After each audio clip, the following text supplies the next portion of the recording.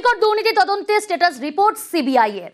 আরজিকর তদন্তে পুলিশকে clean chit, Kolkata পুলিশের তৎকালীন সিপিকে ক্লিন চিট। সঞ্জয় ছাড়া অন্য কারোর ধর্ষণ যোগ মেলেনি। আরো ডিটেল আপনাদের জানাবো। অমিত রয়েছে আমার সঙ্গে সরাসরি। অমিত, স্ট্যাটাস রিপোর্টে আর কি কি উল্লেখ রয়েছে?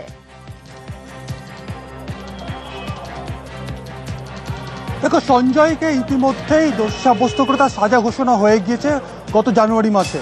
তারপর থেকে বৃহত্তর ষড়যন্ত্রের যে তদন্ত, সেই তদন্ত এগিয়ে নিয়ে যেতে গিয়ে আজকে চতুর্থ স্ট্যাটাস রিপোর্ট জমা দেওয়া হয়েছে সিবিআইয়ের তরফে। এবং এই স্ট্যাটাস রিপোর্ট জমা দেওয়ার পর নির্যাততার আইনজীবীর তরফে আজকে আদালতে একটি প্রশ্ন তোলা হয়েছিল যে বিনীত গোয়েল এই বৃহত্তর ষড়যন্ত্রের ক্ষেত্রে ষড়যন্ত্রকারী হিসেবে তিনি জড়িত এবং তার বিরুদ্ধে সিবিআই তদন্ত করছে না, কারণ সিবিআইয়ের যিনি সিনিয়র অফিসার রয়েছেন সম্পাত মীরা, তিনি বিনীত গোয়েলের ব্যাচমেট। এইখানেই কার্যত এই অভিযোগ নস্যাৎ করে দেওয়া হয়েছে সিবিআইয়ের তরফে। বিনীত গোয়েল, যিনি তৎকালীন সিপি কলকাতা পুলিশ কমিশনার ছিলেন এবং তদন্তের সময় তিনি সিপি পুলিশ কমিশনার ছিলেন, তাকে ক্লিন চিট দেওয়া হয়েছে সিবিআইয়ের তরফে। সিবিআই স্পষ্ট করে দিয়েছে যে একজন সিবিআই সিনিয়র অফিসারের সঙ্গে বিনীত গোয়েল ব্যাচমেট হতেই পারেন, তার মানে তিনি অপরাধের সঙ্গে যুক্ত রয়েছেন এমনটা কোনোভাবে বলা যায় না। যে সমস্ত রিপোর্ট এই মুহূর্তে তদন্তকারী আধিকারিকদের হাতে এসছে, অর্থাৎ সিবিআই তদন্ত করতে গিয়ে ডিএনএ রিপোর্ট থেকে শুরু করে যে ডিজিটাল এভিডেন্স, যে সমস্ত এভিডেন্স হাতে এসছে, সেই সমস্ত এভিডেন্স থেকে বিনীত গোয়েলকে অপরাধী বলা যায় না। এমনকি যে 4 জন চিকিৎসকের কথা বলা হয়েছিল, তাদের যে স্টেটমেন্ট রেকর্ড করা হয়েছিল বা তাদের লাই ডিটেকশন টেস্ট করা হয়েছিল, সেখান থেকেও বিনীত গোয়েল সম্পর্কে কোনো তথ্য প্রমাণ উঠে আসেনি। 32টি close circuit camera footage examine করা হয়েছে। তার বাইরে রাস্তার কলকাতা পুলিশের ট্রাফিকের close circuit camera footage examine করা হয়েছে। তার সব কটাতেই দেখা যাচ্ছে এই ঘটনার সঙ্গে একমাত্রভাবে যুক্ত বা জড়িত ছিলেন Sanjay Roy. DNA profiling match করে গেছে, তাই একমাত্র দোষী এই সঞ্জয় রায়, যাকে দোষী সাব্যস্ত করে তার সাজা ঘোষণা হয়ে গেছে। সেক্ষেত্রে এই মুহূর্তে এসে ডিফ্যাক্টো, অর্থাৎ নির্যাতিতের পরিবারের তরফে যে সমস্ত তথ্য অভিযোগ এই মুহূর্তে আনা হচ্ছে আদালতের কাছে, আদালত গ্রাহ্য নয় এমনটা কিন্তু দাবি করা হচ্ছে সিবিআইয়ের তরফে। সেক্ষেত্রে নির্যাতিতের পরিবার যদি দাবি করে থাকেন যে বিনীত গোয়েল ঘটনার সঙ্গে যুক্ত, তার কোনো তথ্য প্রমাণ কিন্তু তদন্ততে আসছে না। কার্যত বিনীত গোয়েলকে ক্লিন চিট দেওয়া হয়েছে সিবিআইয়ের তরফে। বেশ, নতুন যেটা অ্যাড হয়েছে 10 থেকে আজকে অবধি 7 জনকে ওরা নতুন ইন্টারোগেট করেছে। নতুন কিছু আউটকাম আমরা দেখতে পাইনি, যেটা আজকে আমরা কোর্টেতে তুলে ধরেছি। সঞ্জয় রায় ছাড়া 2 জনকে ওনারা অ্যারেস্ট করেছিল, সন্দীপ ঘোষ এবং দিদেন ওসি টালা অভিজিৎ মণ্ডল। তো আমরা সেটাই বলেছি, যদি ওনাদেরকে যখন অ্যারেস্ট করে ভেতরে রেখেছিলেন তখন ওনাদের বক্তব্য ছিল সিবিআই যে ওনাদের বিরুদ্ধে অনেক তথ্য আছে, তাহলে যদি এতই তথ্য থেকে থাকে তাহলে চার্জশিট দিচ্ছে না কেন? আজকে আমাদের যেই হতাশা যেইগুলো হচ্ছে, সেটা ইনভেস্টিগেশন এজেন্সির ব্যর্থতার জন্যই। আসছি পরের খবরে। মিশন 26 বাংলার লড়াই। শুক্রবার রাজ্যে আসছেন নরেন্দ্র মোদী, আর তার আগেই পথে নেমে বাঙালি আবেগে শান মমতা বন্দ্যোপাধ্যায়।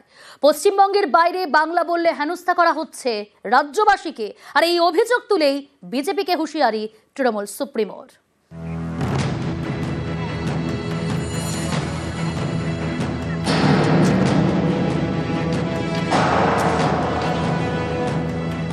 বাংলার লোকেদের ডিটেনশন ক্যাম্পে রাখলে আগামী দিন বাংলার মানুষও কিন্তু বিজেপিকে পলিটিক্যাল নয়, ইলেকশনে লড়ে ডিটেনশন ক্যাম্পে রাখবে রাজনৈতিক ভাবে।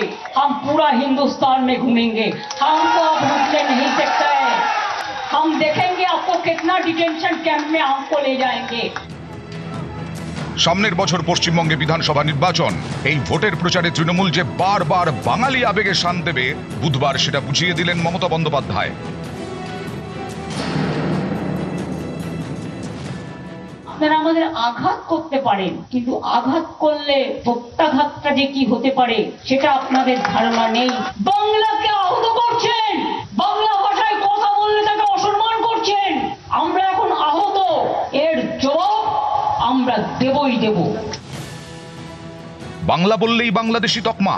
বাংলার বাইরে একাধিক বিজেপি শাসিত রাজ্যে এভাবেই হেনস্থার মুখে পড়তে হচ্ছে পশ্চিমবঙ্গের শ্রমিকদের। কাউকে বাংলাদেশে পাঠিয়ে দেওয়া হচ্ছে, কাউকে আবার রাখা হচ্ছে ডিটেনশন ক্যাম্পে। এরই প্রতিবাদে বুধবার পথে নামেন তৃণমূল নেত্রী। মিছিল করেন কলেজ স্কোয়ার থেকে ধর্মতলার ডোরিনা ক্রসিং পর্যন্ত। ভারত সরকার একটা নোটিফিকেশন করেছে, জেনে রাখুন। সেই নোটিফিকেশনটা আমরা চ্যালেঞ্জ করব। লুকিয়ে লুকিয়ে করেছে, করে নিজেদের রাজ্যগুলোতে যেখানে বিজেপি আছে সেখানে পাঠিয়েছে।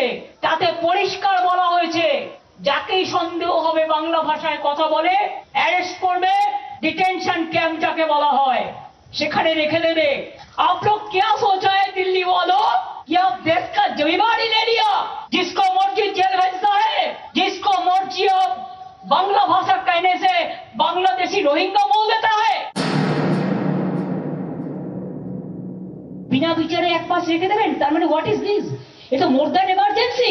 ইন্দিরা গান্ধীকে গালাগালি দিয়ে সুপার এমার্জেন্সি দিয়ে ডে পালন করলেন। তাহলে আপনারা কি করছেন? It is more than emergency and illegal detention.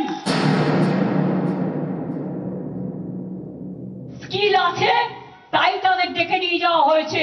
22 লক্ষ আমার বাংলার মজদুর, BJP is anti poor and anti commoner, তাদের দিয়ে কাজ করাবে আর বাংলা ভাষায় কথা বললে তাকে জেলে নিয়ে চলে যাবে, ডিটেনশন ক্যাম্পে নিয়ে যাবে। কোন অধিকারে? বাংলা ইন্ডিয়াতে নয়। ডকুমেন্ট দেখানোর পরেও আপনারা জেলে নিয়ে যাচ্ছেন তার বয়স্ক মাকে, তার স্ত্রীকে, তার বাচ্চাগুলোকে। हमारा स्टेट में भी 1.5 करोड़ से ज्यादा माइग्रेंट वर्कर्स है, हम उसका कभी ऐसा नहीं करते। हम इज्जत देते हैं और आप बेइज्जत करते हैं। মতুয়া ভাষীদের ওপর কাল অত্যাচার হয়েছে মহারাষ্ট্রে, পুনেতে নির্বাচনের সময়। তখন মতুয়াদের বাড়ি গিয়ে ভোট বিক্রি করেন রাজবংশী। কতজনকে বাংলাদেশে পুশব্যাক করা হয়েছে? সতর্ক বার্তা দিয়ে গেলাম, মারবো না, কাটবো না, আপনাদের মতো ভাষা বিকৃতও করব না। যদি না থামেন তাহলে আগামী দিন আপনাকে থামতে কি করতে হবে, থামতে কি করা দরকার সেটা বুঝে নেবেন। ওখানে অত্যাচার হবে, এখানে প্রতিবাদ হবে। বাংলা আমাদের দখলে আছে, থাকবে। আগামী দিন দিল্লি দখলও আমরা করব। 2026 ফর বেঙ্গল, আর তারপরে দিল্লির যে নির্বাচন হবে সেটা আমাদের ইন্ডিয়া টিমেরই হবে। নিউজ 18 বাংলা। অনুপ্রবেশ ইস্যুতে পথে বিরোধী দলনেতা, রোহিঙ্গা মুক্ত ভোটার তালিকার দাবি। বিধানসভার বাইরে শুভেন্দু অধিকারীর নেতৃত্বে বিজেপি বিধায়কদের বিক্ষোভ, মিছিল করে নির্বাচন কমিশনের দপ্তরে বিরোধী দলনেতা, ভোটার তালিকা নিয়ে নালিশ। পাল্টা শশী বাজার তার মন্তব্য, সীমান্তে সুরক্ষা কেন্দ্রের হাতে, তা না করে বাংলার নাগরিকদের হেনস্থা করা হচ্ছে এই অভিযোগ।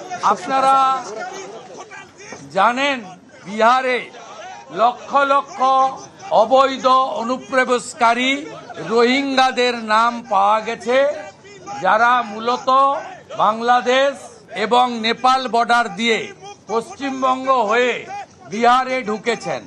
ইলেকশন কমিশন অফ ইন্ডিয়া বলেছে 86.05%।